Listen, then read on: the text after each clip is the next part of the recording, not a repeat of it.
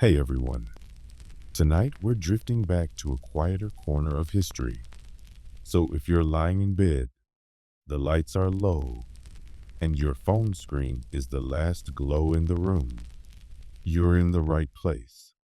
Just let your thoughts soften, and we'll let the heavy, ridiculous stories of royal life do the work of lulling you into sleep.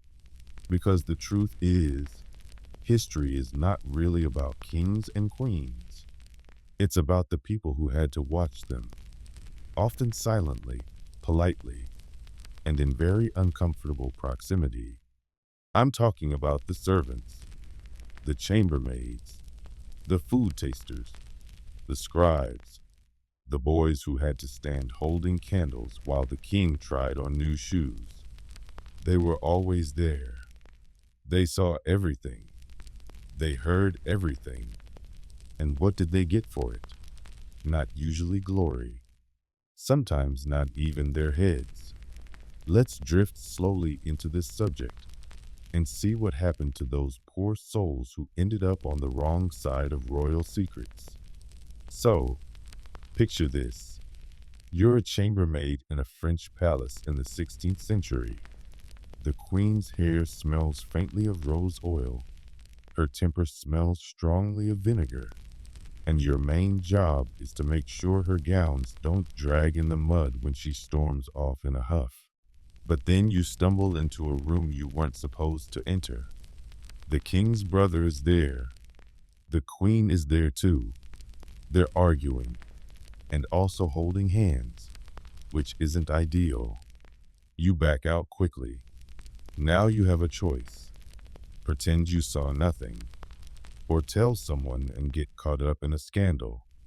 Historically speaking, either path could end with you in a convent or in a shallow grave.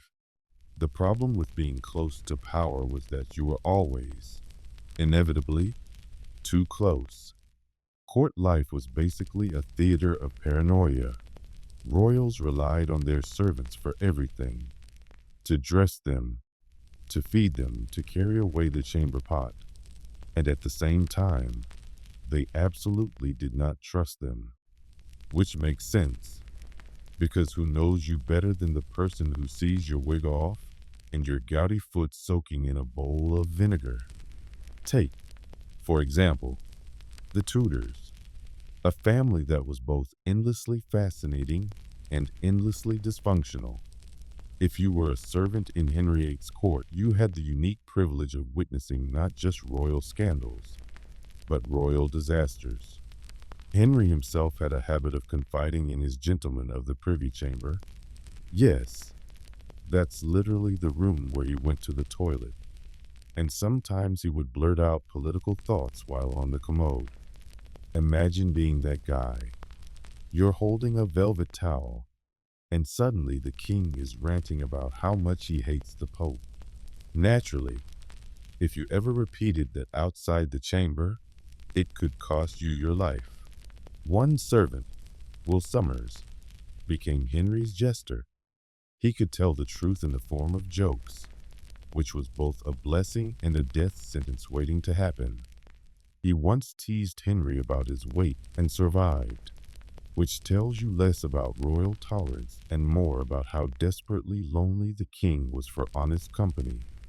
Summers saw scandals play out up close, like Anne Boleyn's rise and catastrophic fall. But he was careful. He made it into the reign of Henry's children without losing his head, which, in Tudor court terms, is about as close to a miracle as you get. Not everyone was so lucky. Many servants were caught in the crossfire of dynastic melodramas. Catherine Howard, Henry's doomed fifth wife, had her lady-in-waiting Jane Boleyn, yes, Anne's sister-in-law, questioned and eventually executed for knowing too much about Catherine's alleged affairs. Jane had spent her life at court, watching scandals unfold, sometimes nudging them along, and finally getting crushed by them. It's a theme we'll see again and again. Servants were essential, but expendable. They knew secrets, and that made them dangerous. When things went wrong, royals often blamed the help, because naturally, it couldn't be the fault of the divine monarch. No, no. It must have been the gossiping maid or the treacherous secretary. Take Louis XIV of France, the Sun King, who managed to turn his entire palace into a theater of etiquette. Every moment of his life was ritualized. He had servants to hand him his shirt, another to hand him his gloves, another to pour his chocolate. The man barely tied a ribbon without an audience. But this meant that his servants were the keepers of deeply personal secrets. They knew which mistresses he preferred, how often he had indigestion, and which courtiers had fallen out of favor. And because Louis was paranoid about leaks, he sometimes punished servants simply for being too observant. More than one valet found himself suddenly dismissed, exiled, or imprisoned just for being in the wrong hallway at the wrong moment. Of course, not all servants kept quiet. Some took their knowledge and cashed it in. Memoirs written by former servants became a strange literary trend in early modern Europe. A disgruntled chambermaid or valet could publish a tell-all pamphlet that revealed the dirt on a monarch's love life. These books were often wildly exaggerated, but the fact they existed at all shows how precarious the position was. Imagine spending years lacing up corsets and pouring wine, only to retire and write a book titled Confessions of a Courtgroom, or How the King Really Smelled After Hunting. Let's float over to Spain for a moment. In the Habsburg court, the most inbred dynasty in Europe, the servants had front row seats to what happens when a family tree folds in on itself. Charles II of Spain, known as El Hechizado, the Bewitched, was physically frail, mentally unstable, and incapable of ruling effectively. His servants were the ones who had to deal with the daily reality of his condition. They had to dress him, feed him, and sometimes help him stand. And when foreign ambassadors visited, the servants were the ones desperately trying to make the king look less tragic than he really was. One wonders what they whispered to each other in the servants' quarters after lights out. And if you're wondering whether servants ever used their knowledge for blackmail, the answer is yes, constantly. Being the keeper of royal secrets was like holding a very shaky bargaining chip. Sometimes it bought you favor. Sometimes it got you locked in a tower. It was a gamble, and the stakes were usually your life. Let's drift further, gently, into the quieter corners of this theme. So, now that we've left the poor servants whispering in palace corridors, let's drift somewhere a little less gilded, but equally uncomfortable. The medieval mouth. Because if there's one thing history tends to gloss over, it's dental care. You hear about kings waging wars, queens plotting marriages, peasants tilling fields. But what you don't hear is what they did after a mouthful of honey cakes. Spoiler, not much. The truth is, medieval people cared about their teeth. They just didn't have the slightest idea what to do with them, and so their approach was creative. And by creative, I mean deeply misguided. Let's start with the basics. Toothbrushes, or rather, the lack of them. The first true toothbrushes with bristles wouldn't arrive in Europe until the 17th century, when they were imported from China. Before that, people used what were called chew sticks, which were, as the name suggests, literally sticks. You chewed on one end until it frayed, and then rubbed it against your teeth. Effective? Sort of. Comfortable? Not particularly. Hygienic? We'll just say, better than nothing. For toothpaste, Medieval recipes included powdered herbs, crushed seashells, and even ground up animal bones. Some recommended salt mixed with vinegar, which sounds like a bad potato chip flavor, but was supposed to whiten teeth. Did it work? Well, it did scrape plaque. It also probably scraped away a good deal of enamel.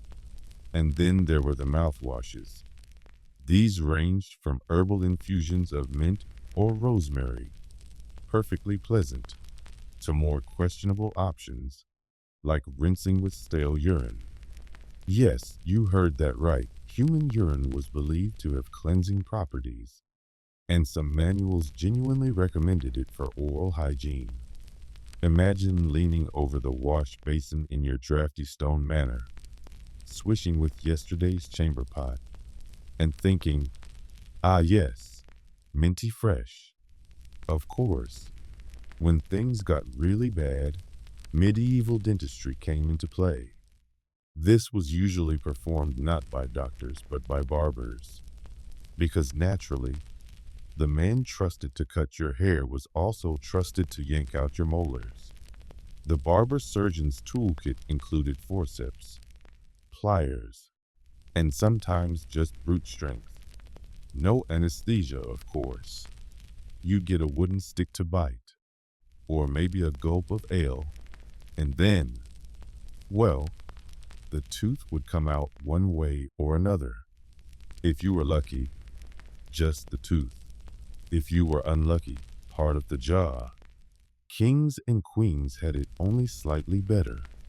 They had access to court physicians who were marginally more trained than the local barber, but not much.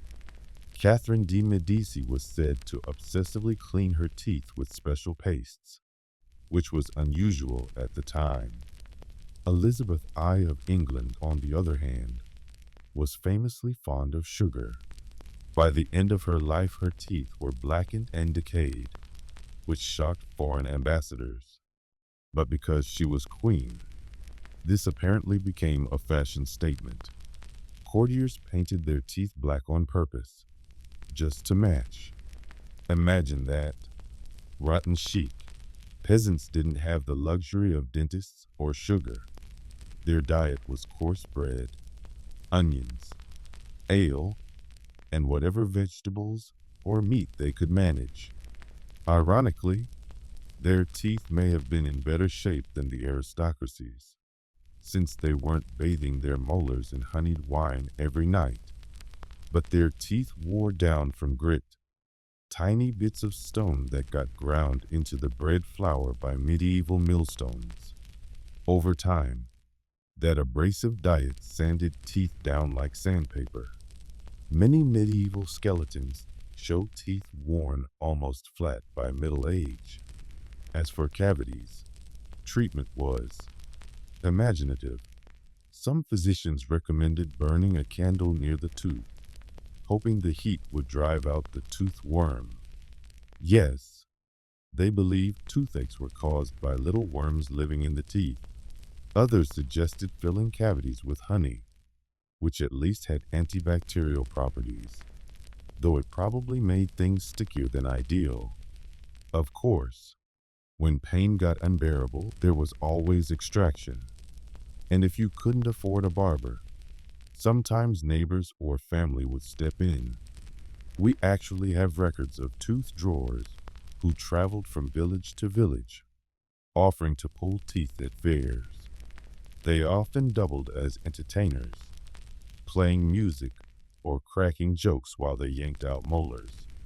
Because naturally, nothing lightens the mood like a man in a jester's hat holding rusty pliers. The irony is that people genuinely did want nice teeth. Smiling with clean teeth was considered attractive. Even then, manuals of courtly behavior recommended washing the mouth and keeping breath fresh. Bad breath was a social disgrace. Some people chewed cloves or parsley, not unlike modern breath mints. So there was awareness, just not much science. And here's the soft, absurd truth. If you were a servant, You probably got to watch all of this up close.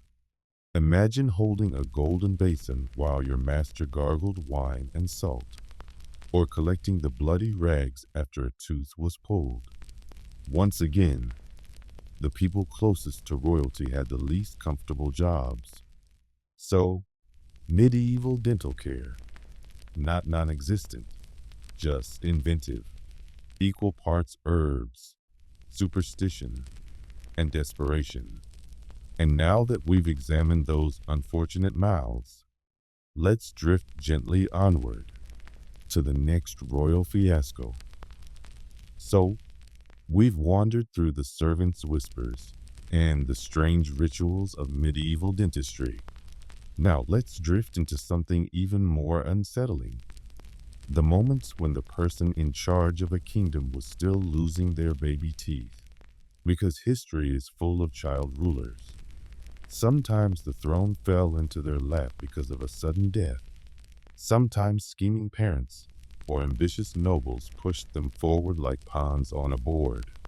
And sometimes, of course, dynasties were simply too inbred to produce a decent adult candidate.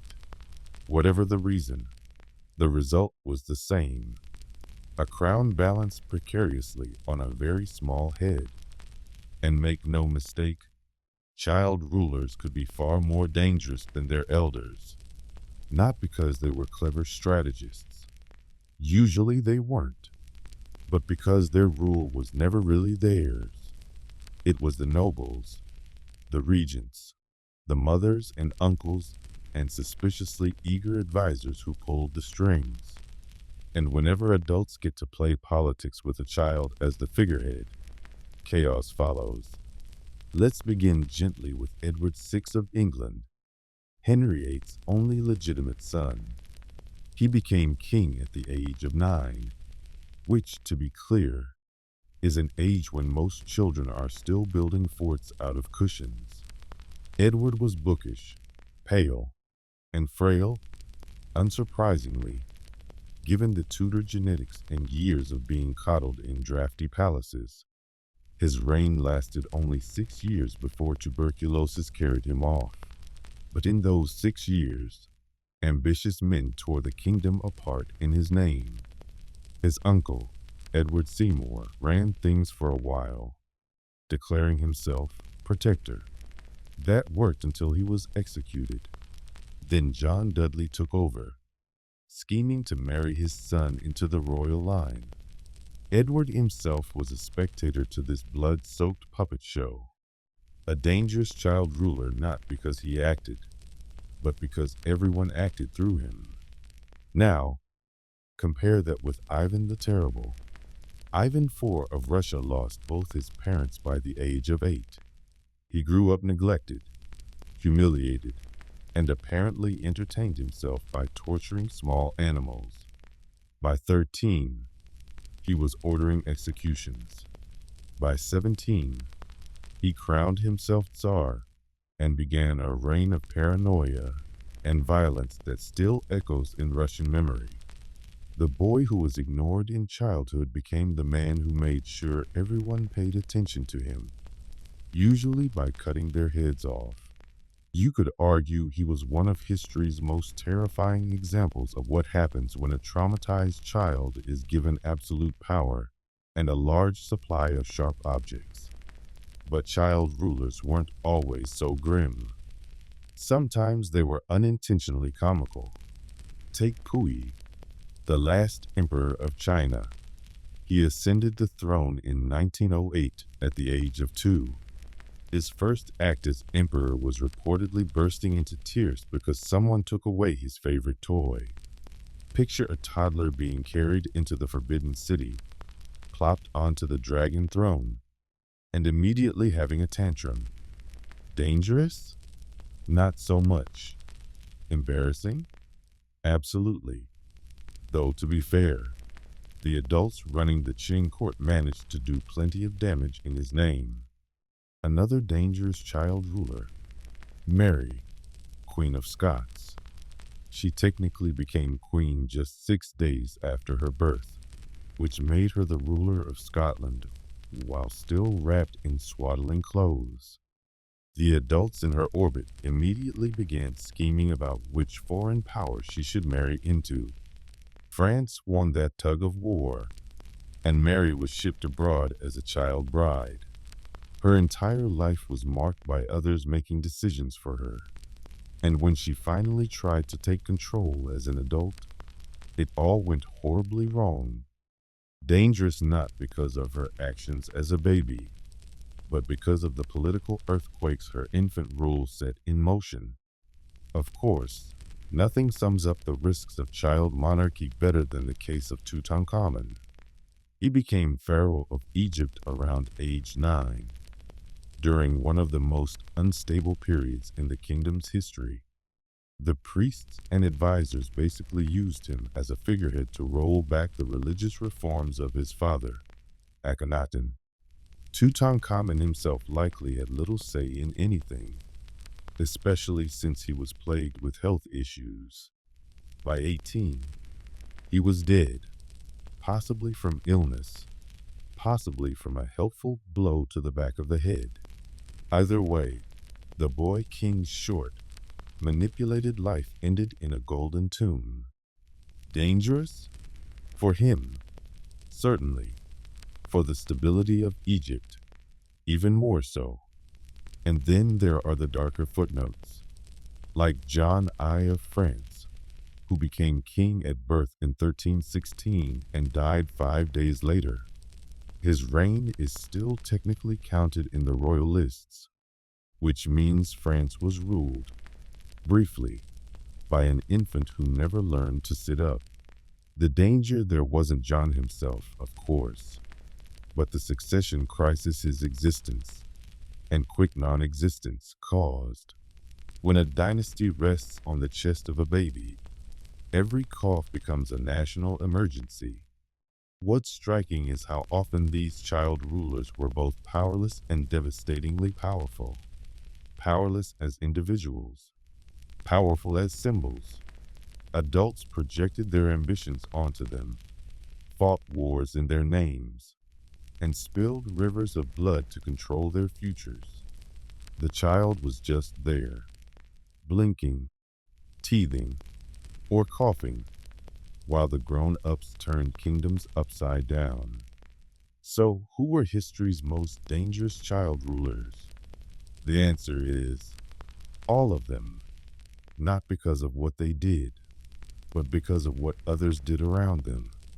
Nothing destabilizes a kingdom quite like putting the crown on a head that can't even keep it balanced.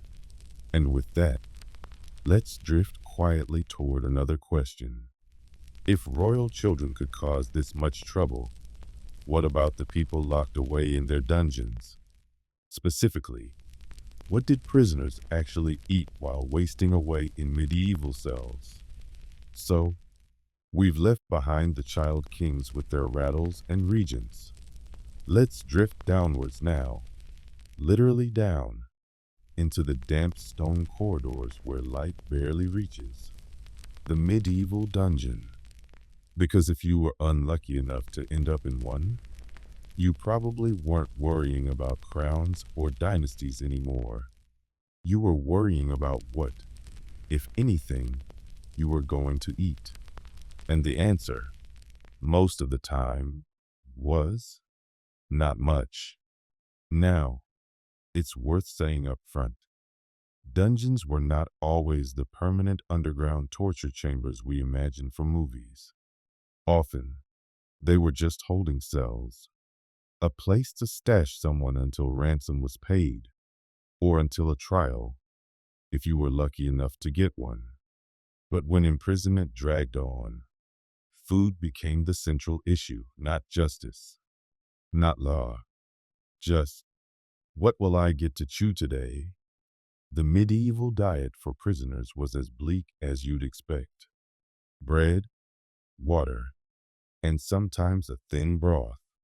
That was the baseline. A prisoner might receive a daily hunk of coarse rye bread, hard enough to break teeth, along with water that had probably been dipped straight from a bucket that had also served the horses. If you were slightly better off, you might get something called prison pottage. This was a watery stew of whatever beans, peas, or vegetable scraps the jailers could spare. It was rarely seasoned. Salt was expensive, after all, and the result was less a meal than a reminder that food technically existed. But of course, it wasn't equal suffering for everyone. In medieval Europe, your meals in prison depended heavily on your social class. Nobles captured in war, and there were many, often lived relatively well in confinement. If you were a knight taken in battle, your captors didn't want you dead. They wanted your ransom, so you might be allowed wine, meat, even servants to attend you in your cell. Not a pleasant stay, but not starvation either. For the commoner, though, no ransom was coming, which meant your survival depended entirely on whether your friends or family could bring food to the prison gates. Yes, that was the other side of it. Jailers were not particularly generous. If you wanted to live, you needed someone on the outside to deliver meals. Many medieval prisons explicitly stated that prisoners were to be fed by their kin. If nobody brought you food, you simply didn't eat, which is why so many poor prisoners quietly starved. They faded away not because of an official sentence, but because no one cared enough or was able enough to send bread. Of course, there were exceptions. Some towns provided a prison loaf, essentially a lump of flour, water, and maybe a few peas. Bland, heavy, and almost impossible to choke down after it went stale. But it kept you technically alive. A cruel irony. Enough calories to stop death, not enough to stop misery. And then there were the darker tales. Records from France and England mention jailers who deliberately cut rations to extort money from prisoners.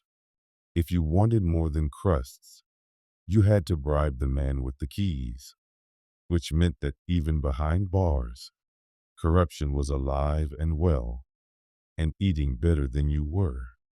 We also know that prisoners sometimes received beer, not because anyone thought they deserved it, but because beer was safer than water. It was weak, more like liquid bread than alcohol, and easier on the stomach than the stagnant liquid from a dungeon cistern. So picture that. A man shackled to a wall, sipping a thin, sour ale, dunking a chunk of bread into it to soften the crust. Dinner, medieval style. But perhaps the most haunting detail is that prisoners often had to share food. A single loaf might be tossed into a cell with 4 men chained to the wall. Whoever grabbed fastest ate most. Whoever was too weak simply went hungry. Imagine the quiet scrabble of hands in the dark, the muffled chewing, the hopeless silence after the crumbs were gone. And yet, strange as it sounds, some prisoners ate better inside than out. In times of famine, the state sometimes had to provide at least minimal rations to inmates. For the very poorest, this was more regular food than they had known in years. Of course, the trade-off was a lack of freedom and the occasional rat gnawing your toes. But still, a perverse stability. Speaking of rats, yes, desperate prisoners sometimes ate them, or mice, or whatever crawled within reach. Some accounts describe gnawing on leather straps, belts, or even shoes, softened in water, to trick the stomach into feeling full. It wasn't sustenance, but it was a distraction. And what about those noble prisoners again? Well, they sometimes threw banquets in captivity. We have accounts of high-ranking knights enjoying roasted meats, pies, and wine in their towers. which must have been infuriating for the commoner dying of hunger 2 floors below. But that was medieval life in miniature. Hierarchy applied even in misery. The contrast is almost darkly comic. One man feasting in chains, another man gnawing on his boots, both technically prisoners. So, what did people eat in the dungeons of the Middle Ages? Bread, water, pottage. If you were lucky, beer. If you were very unlucky, rats. It wasn't glamorous. It wasn't fair. And it certainly wasn't nutritious.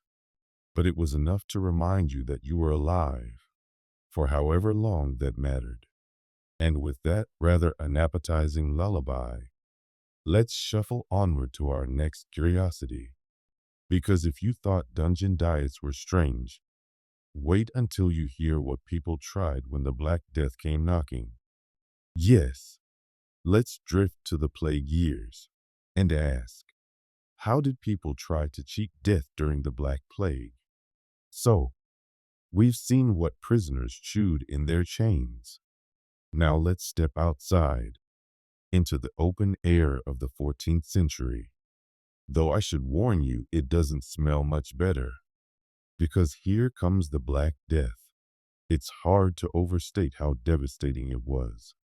Between 1347 and 1351, the bubonic plague swept through Europe and carried off, depending on whose estimate you believe, a third to half of the population, which meant that if you were alive then, you weren't just watching neighbors die. You were watching entire villages vanish. Whole streets of houses went silent in a matter of days. The world must have felt like it was ending, and everyone was looking for a way, any way, to cheat death. Some tried the obvious: prayer. Churches filled with desperate people asking God to spare them. Clergy led processions through the streets, carrying relics and chanting hymns. But the irony was cruel. Priests caught the plague just as quickly as their flocks. Monasteries emptied. Bishops dropped dead mid-sermon, which made people wonder whether heaven was listening at all. Others turned to more creative remedies.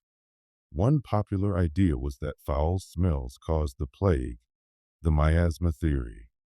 So people carried posies of herbs or held oranges stuffed with cloves, hoping sweet aromas would block the deadly air. Wealthier citizens wore elaborate beak-shaped masks filled with spices, which made them look like enormous, tragic birds. The logic wasn't entirely foolish. Some herbs did repel fleas, which we now know carried the disease, but it wasn't nearly enough. Then there were the treatments. Doctors recommended bleeding, because of course they did. If your body was poisoned, best to let some blood out. Never mind that most patients were already weak and dehydrated. Leeches, lancets, cupping, all enthusiastically applied. Other recipes included rubbing onions and butter on buboes, or applying dried toads to the swellings.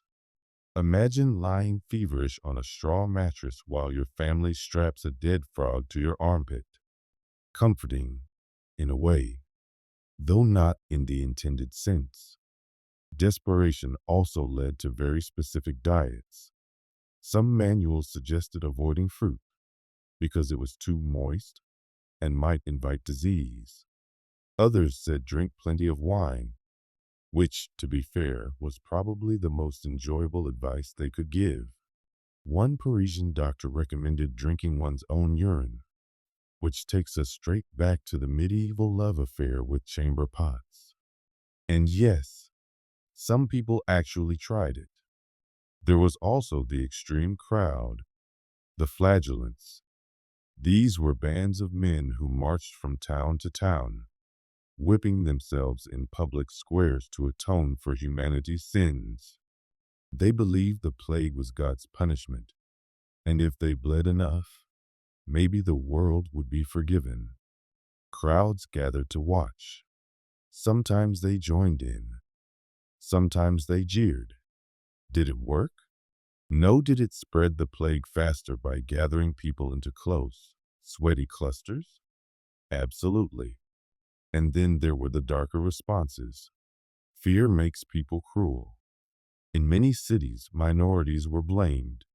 Jewish communities, in particular, were accused of poisoning wells. Pogroms followed. Thousands were murdered, not by disease, but by their neighbors. It was one of the bleakest attempts at cheating death, scapegoating others in the hope that killing them would make the plague go away. Naturally, it didn't. Some people tried running away.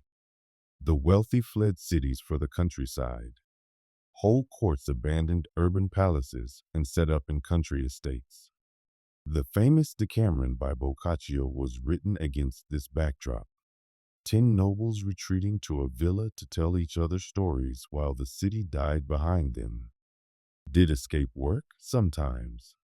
Fleas and rats traveled with people, so the countryside wasn't safe for long. But if you had the resources, isolation was the closest thing to an effective measure. Others responded with indulgence. If death was coming anyway, why not enjoy yourself? Records describe wild feasts, drunken revels, and reckless behavior. People broke taboos, spent fortunes, and abandoned long-held responsibilities. The logic was simple. Why save for tomorrow when tomorrow might not exist? And yet, amid all this chaos, there were small, almost touching attempts at reason. City officials fumigated homes with smoke. Some quarantined ships at harbors for 40 days, giving us the word quarantine itself. These measures actually helped, though they were inconsistently applied. But the fact that anyone tried shows that even in the darkest moment, humans reached for patterns, for solutions, for some way to survive. Did any of it work? Not really. The plague receded in its own time, burning through communities until there weren't enough living hosts left to keep it raging. People congratulated their prayers, their herbs, their onions, their toads, their urine, and quietly ignored the fact that their neighbors who tried the same remedies were buried in the mass grave outside town. So, how did people try to cheat death during the Black Plague? With flowers and bloodletting, with frogs and fear, with prayers, violence, wine, and sometimes a little laughter. None of it worked, but it gave them the illusion of control. And in a world where death knocked on every door, maybe that illusion was the only comfort left. And with that, let's gently move along. Because if the Black Death was humanity's greatest trial, what came after it was stranger still. The odd attempts to rebuild normal life, with children, marriages, and dynasties stitched back together in crooked ways. So, let's drift into our next quiet question. What happened to the most inbred women of medieval history?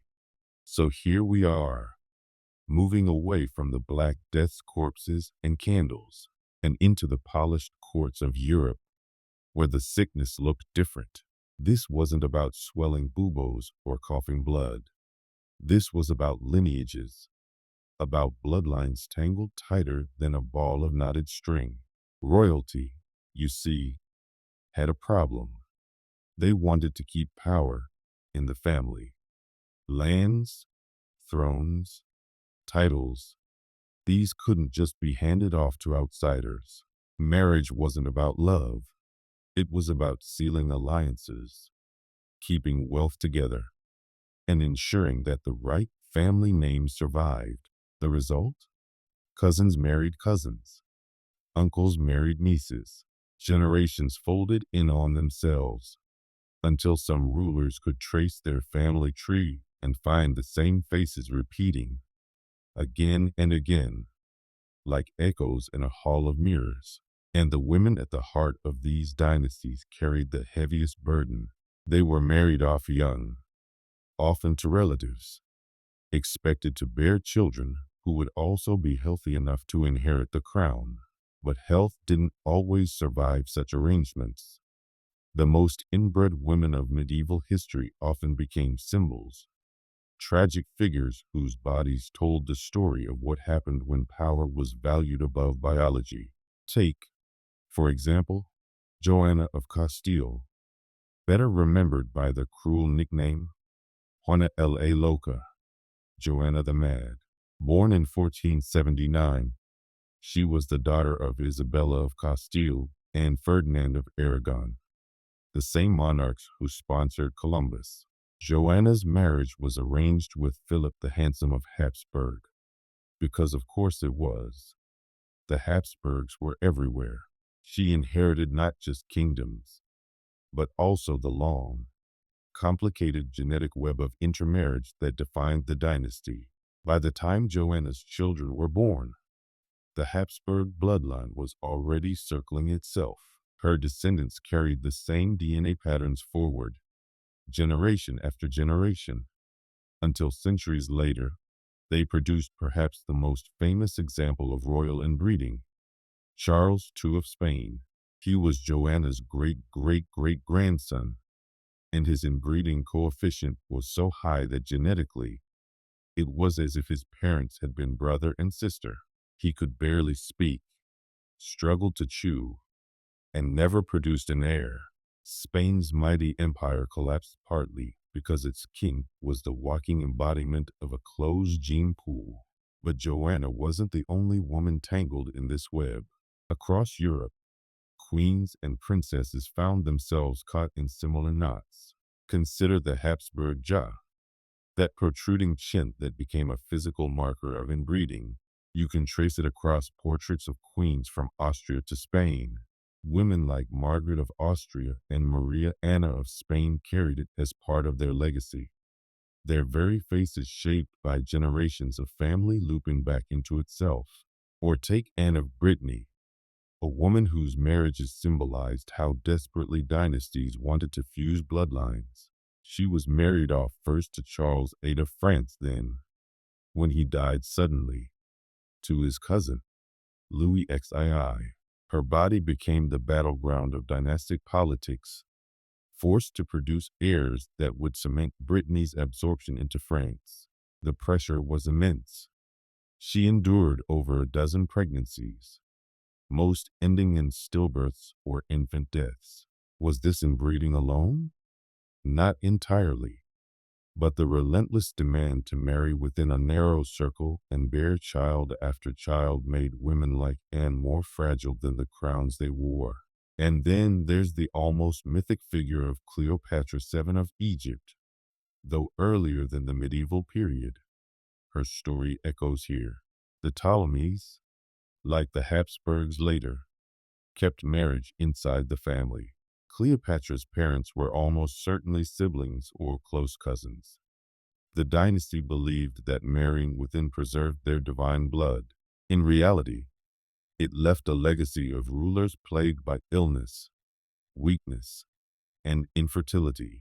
Cleopatra herself, though legendary, carried that fragile genetic inheritance in her veins.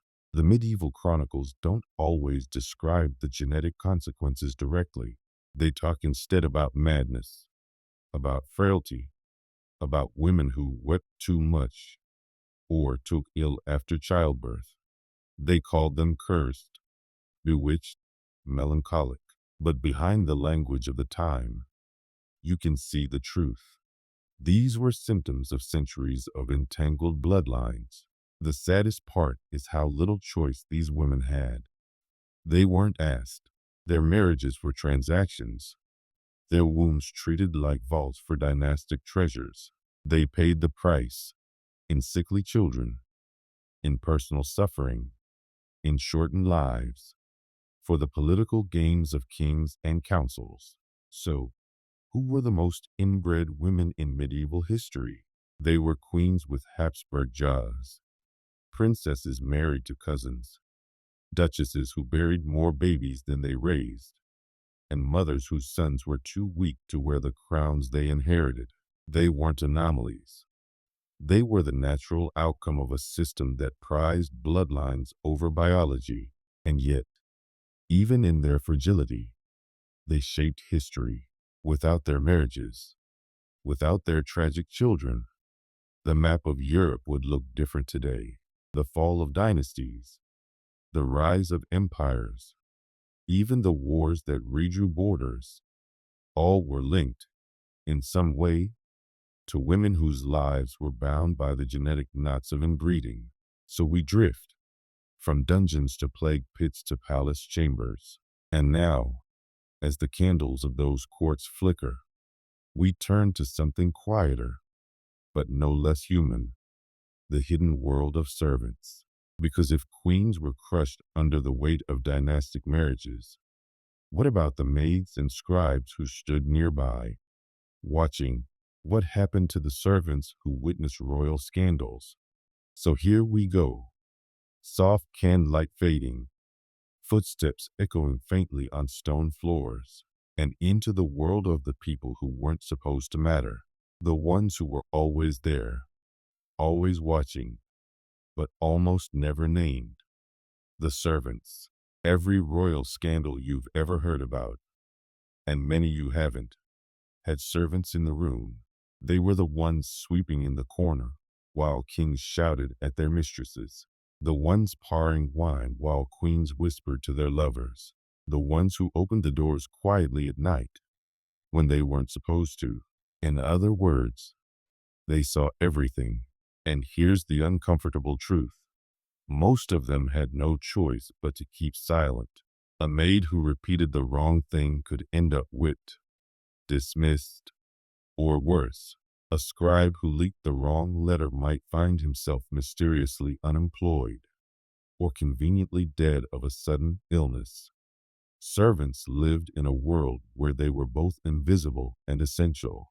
Sometimes, though, they slipped into the record, usually when something scandalous forced their names out of the shadows.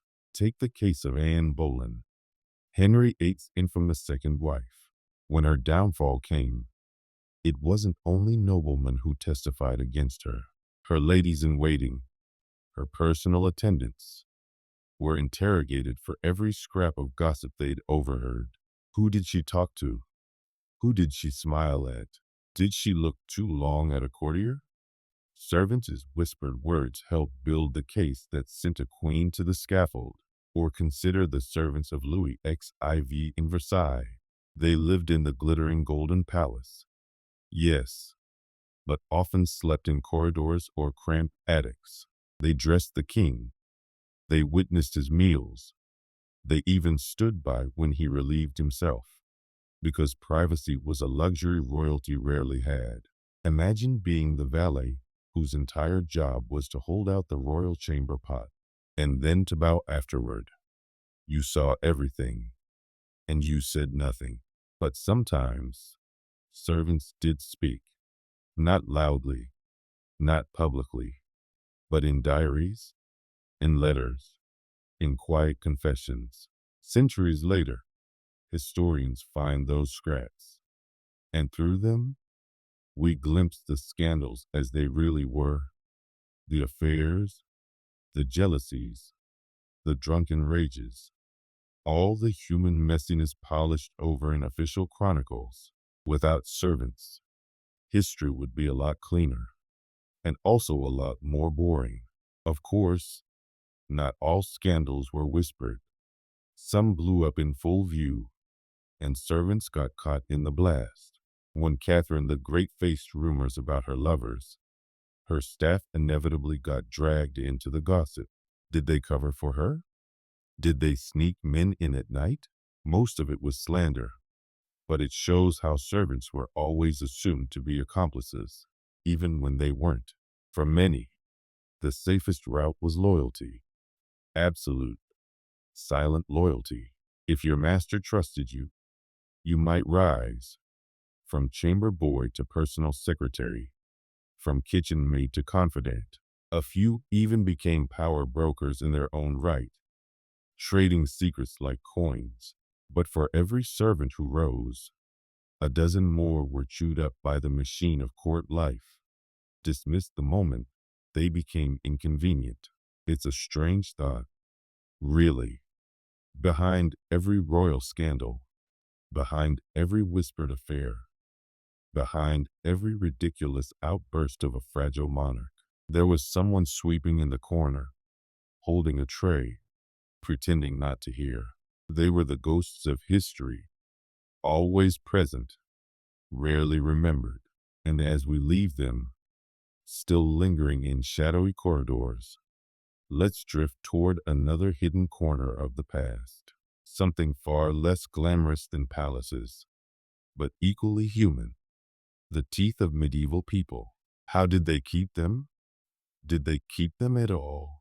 Because if you've ever wondered how a king smiled in his portrait without showing rotting stumps, well, that's our next story.